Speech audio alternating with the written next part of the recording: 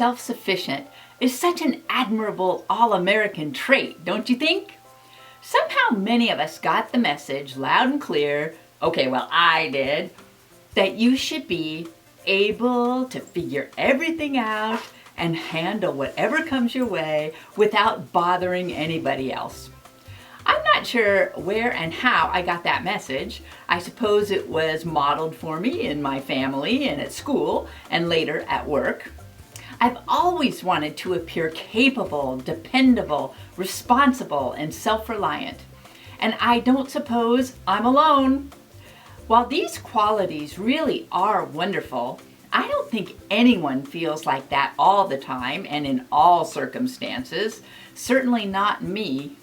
Yet my default answer when asked if I wanted help carrying some heavy or awkward load was always, no, I got it. It's really only been in the last few years that it occurred to me to answer, yes, thanks, that'd be great. While my husband Kevin is amazing at volunteering to help with whatever I need, for so long it never entered my mind to ask him for help. But I've gotten downright good lately at asking if he can research some piece of equipment or software I need or help brainstorm on some project I have. And he always says sure. Why did it take me 25 or 30 years of marriage to figure out how marvelous help can be? Lightens my load and gives me better results than I could get all by myself. I'm starting to see how self-sufficiency is not always so admirable or smart.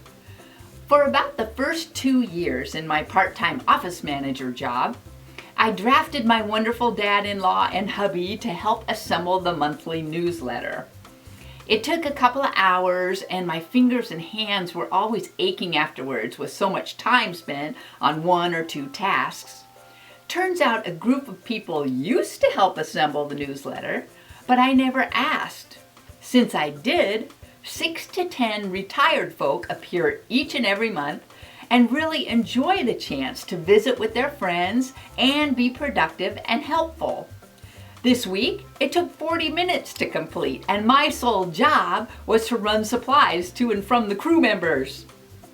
What short work and a pleasure for everyone. Here's the thing, people like to contribute, to feel helpful, needed, and appreciated. When we don't ask for help, we actually deprive others of their chance to shine by contributing their time and talents where and when they're needed. They can always decline if it's not a good fit, but they'll probably at least feel honored to have been considered.